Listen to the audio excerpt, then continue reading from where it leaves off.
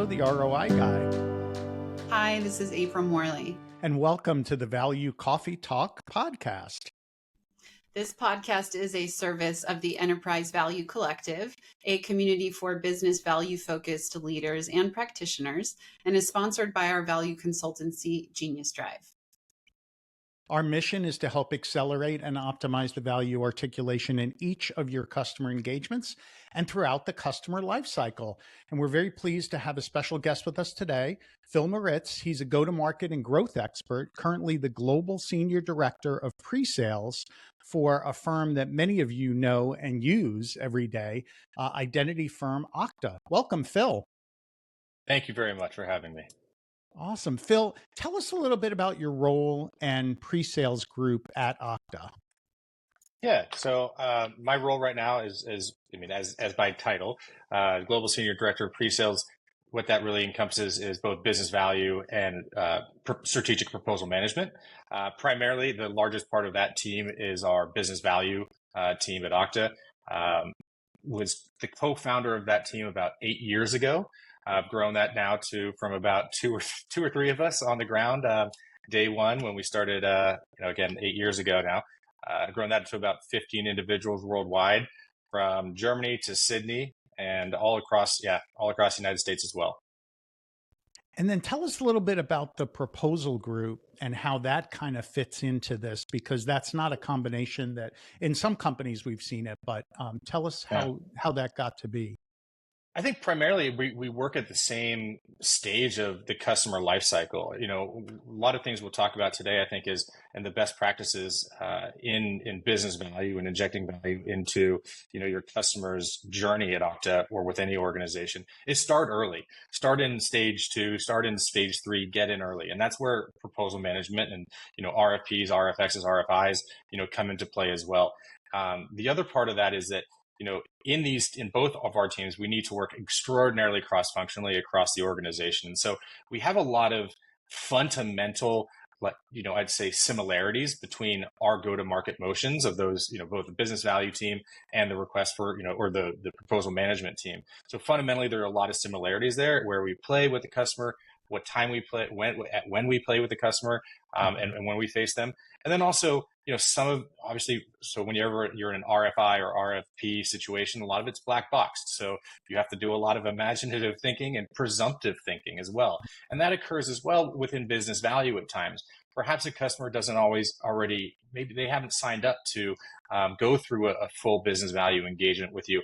And you need to perhaps illuminate the situation a little bit better by showing them the art of the possible. This is kind of a presumptive situation. This is what things could look like for your organization. What do you think? Yes or no? And if they say no, that's probably the best answer, because that means now you have a chance to, dive a little bit deeper with them and say, hey, let's find out the things that maybe don't resonate with you today, and let's make this specialized and customized for you. That does make a lot of sense. Whereas if you have to put a proposal together or put information together for a prospect without complete information, that you want to focus on value in that conversation. Of course, the product's important. There's a lot of questions to answer, but wanting to tell that value story from the very first step in the journey. So as you've been developing out these teams, you've taken on responsibility for the strategic proposal team. What has been driving you to reshape your strategy, your team, and your approach? Yeah, that's interesting. Well, I also want to go back to one other similarity between the two, both business value and RFX real quick. And that is what I like to call documents of accountability. And so what we do in creating, an RFP, RFI, whatever it is, whatever it may be, whatever flavor of that is, or whatever flavor of business value engagement you are conducting with a customer or prospect, what you're really doing is creating a document accountability for you to revisit during that entire, life cycle or stage or journey with a customer at Okta or any organization. And so that's one big thing that we always even just say to a customer up front. What we're doing here is creating a document of accountability for you to revisit during your entire journey as a customer with an organization. That's one thing. But yeah, to get back into kind of how we're changing or how we're growing, as the company grows, that means two things. One, your customer base and your install base grows. And two, that means oftentimes for a lot of growing companies, more often than not, that means that the individuals internally are growing. You're getting new people, and you're growing your organization by way of headcount and subject matter expertise, or just broadening the field from the account executive standpoint. So from those two perspectives, I'd say from the growth of the company perspective, like with new products, we're always adjusting and always continuing to intake and I would say unpack the new product initiatives that we're rolling out, understand the value of those, and provide those to the field, at a timely basis, so that everyone can speak to those things. But as the field grows, and the company population grows, it's very important for people who perhaps haven't been exposed to, maybe I would say more disciplined value selling approaches. It's important for you or for us to make sure that those individuals are fully kind of indoctrinated or have the best understanding of what the value is behind value selling. And so there's a lot of that, and that's kind of how we've changed it. Now, from a macroeconomic perspective, so those are two things that happen to grow within companies. Now, what happens outside of companies, and I think, April, maybe that was what you're referring to with the changing climate today. 8 years ago when we started this practice, and value selling is actually a fairly new, in popularity, practice. It's been around for a long time, but it's gained quite a bit of popularity in the last 10 years or so. And so in 2016, when I started with this organization and we started building out the value practice at Okta, value selling, I don't want to say it was easy, but it was different. It was like customers loved it. You would go in and you show them like, okay, this is a document that allows you to speak to other stakeholders within your organization. They may not know exactly what, identity access management is and the components of identity access management under that, or any technology under that. So you're able to talk to your CFO or CMO or whoever it is in their language. They love that. Well, now they need that. So it's one thing to love something, and so that was from 2016 to, let's say, 2022. And it was something that customers absolutely enjoyed. They said, this is great. This is going to help. I can help. Now, thank you for helping speak my language so that I can go make it easier and talk to other stakeholders in my organization based on the business outcomes that you've outlined here that align to my strategic initiatives.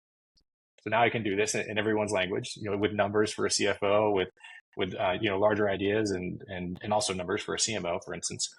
But today you need it, and it goes back to that document of accountability idea, and it's like setting the standard for like, hey, look, budgets are getting tighter. The competition exists out there, and with that, we really more than ever, value is something that matters to customers. Again, more than it did in my first 6 years building this practice out. Some security organizations, Phil, they deprioritize business value as you indicated. It's kind of a vital element nowadays. What would be your advice to them? Because it definitely was something that was in place pretty early at Okta and pretty, I think, pivotal to Okta's success and growth. Yeah. That you bring up an interesting thing. It's not just maybe even security organizations. Other organizations have not implemented maybe a value, I'd say GTM value driven approach to their customers. There's a huge gap there. I'd say start early. It's not too late. That would be my first advice. It's not too late to start. And as you start, be sure to be really, really clear about how you gather data. Gather all the data that you possibly can at all times, even data that you don't think is going to be important. I can almost guarantee you that 2 years down the road, you're going to sit there and go like, oh my gosh, I get all these measurables out of this data that I didn't even think was going to be valuable to, our story or to other customers. Now, the difficulty in security is if you only focus on security benefits, there's two things there. One is that there's security fatigue. Go to any conference, any trade show. It doesn't need to be RSA. It can be any conference. And every single SaaS organization out there has a security story with some kind of value, maybe fairly nebulous value drivers attached to it. Mm-hmm. So now customers have a little bit of security fatigue. And so what I encourage any organization to do is get a little bit more specific about the not just the reduction in cost of a breach. That's the Ponemon Institute study that many CISOs are familiar with. Not just that, but get a little richer in context about what from a solution standpoint and also business outcome standpoint, what security benefit really means to an organization, whether that be, bot attack or different components of identity threat protection, or, there are a lot of things you can dive into to make your story unique. And that's what I would encourage individuals to do, is look around, see what everyone else is doing, maybe take the best of those things, but don't follow the herd entirely. And I think that's what we've done uniquely at Okta's business value practice, is not just kind of sit there and say like, oh, that looks good, okay, let's do that. It's we've continued to expand and get richer in our approach to the security story and the rest of our value driving story. As you know, Thomas, IT savings, or whether it's like, IT efficiency, user productivity, driving revenue, and security are, the four key tenets of value at Okta. And I think, again, the security story can be hard, but get creative, get comfortable with being uncomfortable, and be creative and persistent. You'll get there. Yeah, I like what you said about, not just necessarily telling a story of value, because there is security fatigue, but making sure it's a differentiated value and a differentiated story that highlights the real outcomes and impacts that you can uniquely provide to your customers.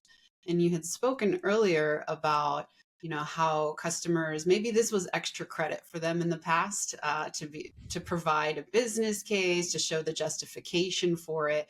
But now it's a core requirement. And it sounds like, after 8 years building this team out, you're delivering this capability, this differentiated value. So what kind of outcomes are you seeing? What has been the impact? The impact, I guess, let me dive deeper there. What kind of impact, or I guess, or what kind of outcomes are you kind of referring to? Or you just mean broadly, like whether it's yes or no, customers like it? Yeah, it depends on how you measure it. So, how does your team and organization look at the impact of the work that you're doing? Yeah, that's a very good question. Well, one, we measure everything relentlessly in our team, in this organization. We did it from day one, so it gives us really rich data over a number of years. And so some of the key KPIs is like, and this isn't only based on a security story. We are a security company, but there are other value drivers that are attributed to Okta.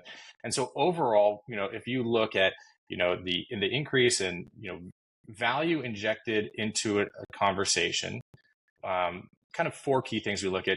There are about 32 KPIs I look at generally, but four easy ones are: do we increase your ARR on average? So do we increase the average ARR of a deal size? So the answer is yes, without giving out too much data there. The answer is yes, and by a significant margin. The average TCV obviously then follows by the ARR. And then I think one of the ones that I like the most is what I call the stage 2 to stage 6 deal velocity. And that is one that we measure. I mean, really, we've done that for a long time, and it's not easy to measure. Not all organizations have maybe even their Salesforce instance set up to be able to do that. But we're able to look across the organization and say, let's say the different t-shirt sizes of business value, where you have like a self-service tool, like a MediaFly or something like that, where the field can use. And then, internally, my team, we use big models behind the scene. And so that would be a white glove delivery. So that's the large t-shirt size. And in between, you have customer stories, you have different assets, tools, and collateral that you can use that kind of are in between the white glove delivery of business value and then the field facing kind of self-service delivery. And if you inject any kind of business value, any one of those t-shirt sizes into your deal, the stage 2 to stage 6 velocity is, and again, I don't want to give away too many non-public details here, but it's very considerable. I mean, shockingly large. So I'd say for an organization, it goes back to the last question. For an organization that isn't doing this yet, start tracking what I say the success of this. By tracking success, you're going to easily enact change of behavior within an organization. It's very nice to be able to pull up a slide at the end of each quarter and say, hey, by the way, on a running total, this is actually how well we do in these 3 or 4 categories. And win rate is another one, obviously, out of those 4, which is what is your overall, win and conversion rate when you inject any t-shirt size of value into your deals. Yeah. Phil, when we just finished a research study on this, on the performance impacts, 48% on win rates on average, which we've seen customers get more than that. Right. It's a 35% increase in deal size, kind of the total contract value, and then 25% acceleration in sales Okay. cycle. And those are averages. So, but I think you're a little bit above average. Yeah, definitely.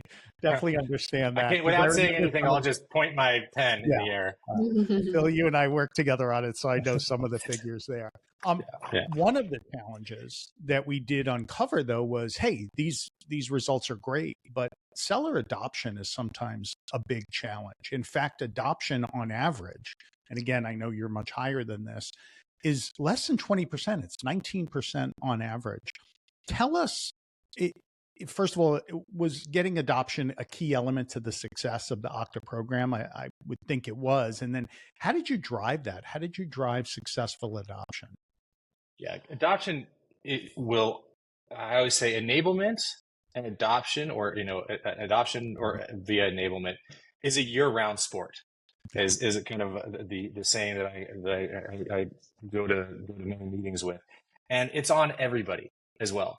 So there are global enablement teams at every organization, and they have so much horsepower to do. They're many times they're the delivery vehicle, and they do a darn good job at that. We have a great one here as well. But it is on individual organizations and teams within an organization to step up and take ownership and build the collateral, collaborate with the different groups to make this happen, take ownership of it, and then bring it and collaborate, bring it to other organizations as well. So that's a year-round sport, and it never stops. And you're absolutely right. When we first started this, I was banging on desks and telling everybody how great business value is and how they need to, use self-service tooling, or how they could use it. And, adoption went up.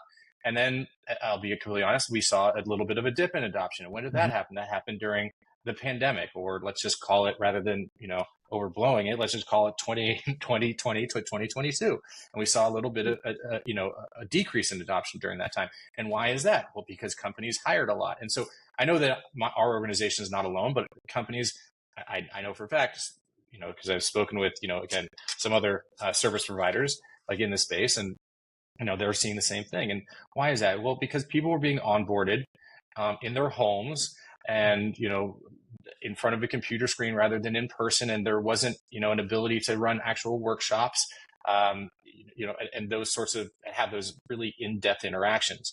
And so that's a gap.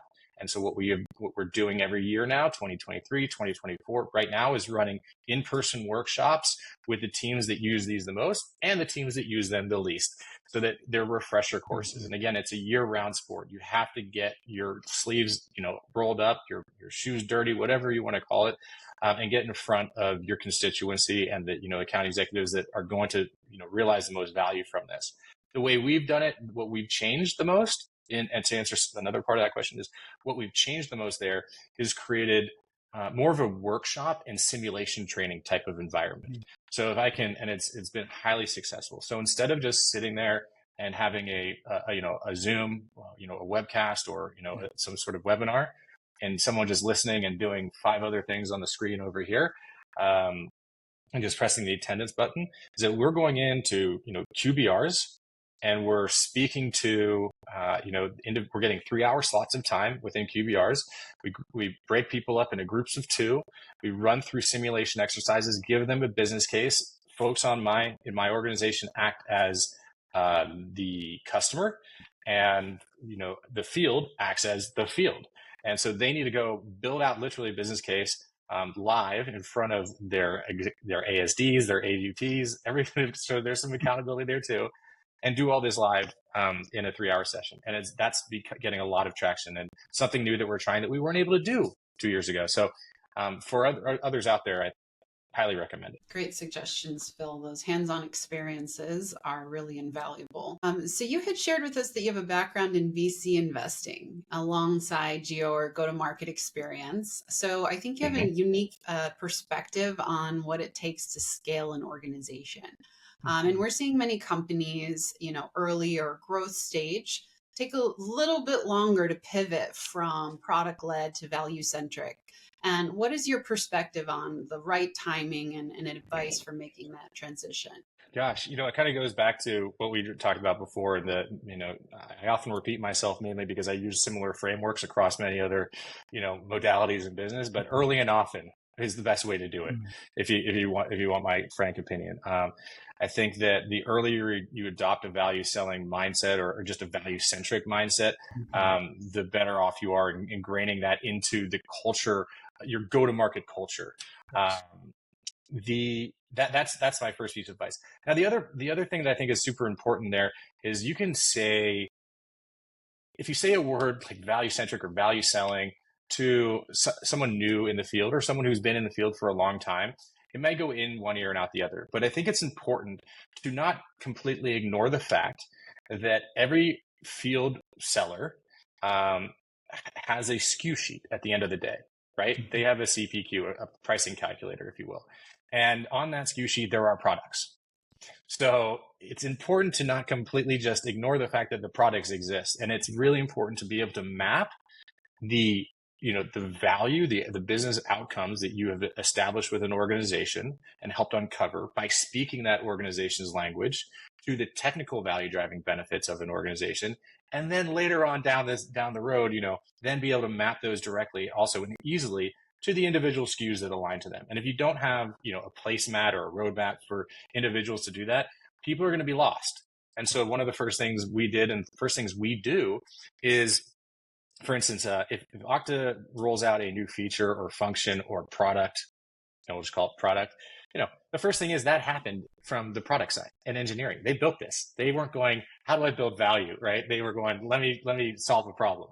And so then what we do is we take that and we disseminate, we find out what the quantitative and qualitative value is to an organization, what the business outcomes and what strategic initiatives it may align with. We test it with our trusted customers as well, new customers, trusted customers, or prospects. We test it and then, continue to test it. We always test and refine it. But most importantly, we build that entire continuum. So it makes it easy for someone in the field to understand, like, yes, we're not selling based, you're not going to someone and saying, hey, you want some single sign-on? You're saying, hey, how difficult is it for an individual? What is it actually, not even that. What does the day in the life of an individual in your organization look like? Ask that question. And the number one most important thing as well, I think in value selling and integrating into the field is we often talk about, in business, 3 whys. People ask like, why Acme Bread Company? Why now? Why do anything at all? Now, those are 3 horizontal whys. And the most important thing is if you want to really make value selling successful within an organization, 1, do it early. And 2, I'd say certainly like reinforce that depth is required. Curiosity is required, customer empathy is required. But what that really gets to is depth. So if someone says, we've got a lot of problems with provisioning, and you take your pencil down and you go, a lot of problems, big problem provisioning. And then you move on to the next question. You're doing yourself and the customer a disservice by not asking how big. What does that mean? Tell me a little bit more about that. Now that's sort of the Toyota model of asking 5 whys to get to the root of the problem. You normally don't need to do 5, to figure out everything, but do 3 whys, 9 box it, do 3 whys horizontally, 3 whys vertically, 9 box it. And you'll more likely than not be able to come back to your customer and say, hey, look, I heard you had 15 domains or, this many password resets or whatever it is. But you're actually able to read them back the numbers and provide to them, like, again, that document of accountability where you said, I've heard what you said. I heard it. I wrote it down and here it is. And we can, therefore, the value case I give you, they're not my numbers. They're your numbers. Phil, how important is leadership and was leadership vital to your program at Okta? And, kind of what are your recommendations to chief revenue officers and other C-level leaders to have the biggest impact on business value success? Oh, wow. I don't know if I have too much advice for CROs, but we have a close relationship with our CRO, and we always have, actually.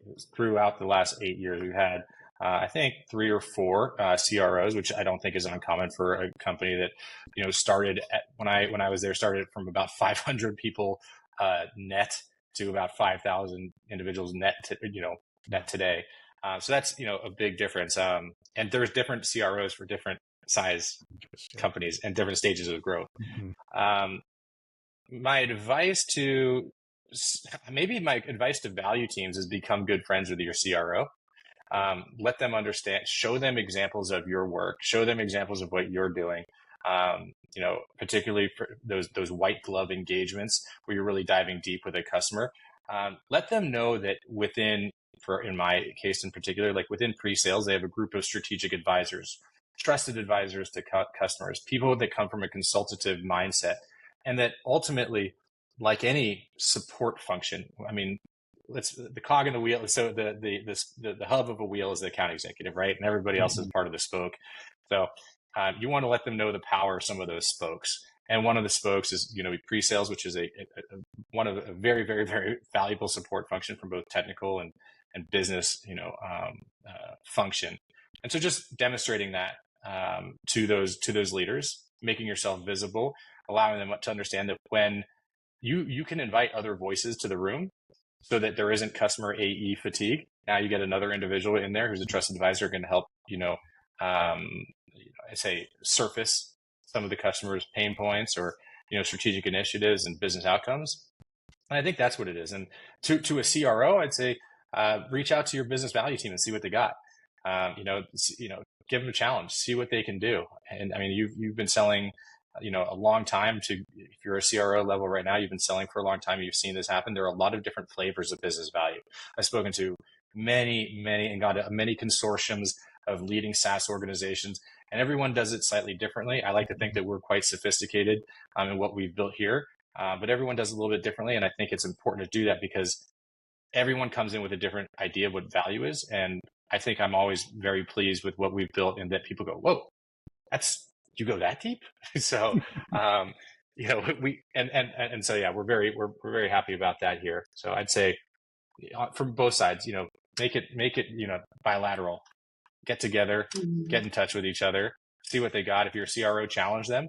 And if you're an individual, in my position or leadership in pre-sales, even if you're a pre-sales leader and you don't have a value team yet or, a dedicated value team, think through that and think about, how could this really change our go-to-market? Yeah, absolutely. And you made some great points around how it really does take the organization to drive adoption. So it comes from all levels of the organization, from your CRO, from your value team leaders, from your field sales leaders. So, it's an organizational initiative to really make this successful. So I love these points, Phil. What is the one piece of advice you'd like to leave the Enterprise Value Collective with today? I think when speaking to customers, I mean, that's really what we're about, right? Driving value, for any organization, the way we do it. I think that the most successful value teams and value organizations will lead with curiosity. They'll lead with empathy for their customers, genuine curiosity, and they'll lead with being that strategic advisor to an organization. So I would then say, just to reiterate, like, record everything, be data nerds. It makes it a lot easier. It goes back to April's question from earlier, like, how do you enact change, right? Or, in an organization? Well, it's really easy to enact change in an organization if you could just show them, what the outcomes of these things are. So having a data-driven approach to advocacy is super important. I'd also say, I think on that, like, give your leaders, I consider every member of the team that I work in and around me a leader themselves.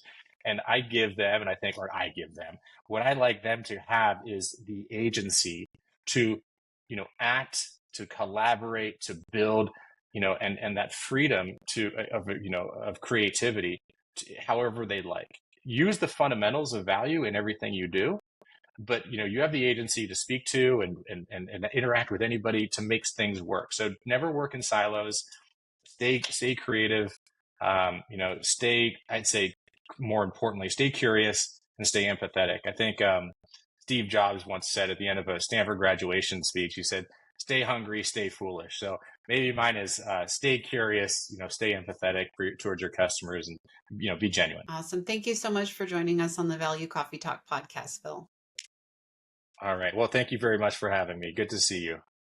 Please sign up for the Enterprise Value Collective, LinkedIn, geniusdrive.com website if you haven't done so yet. That'll let you stay in touch with us on the latest events, tools, insights, and research. Some great research on value selling just recently released.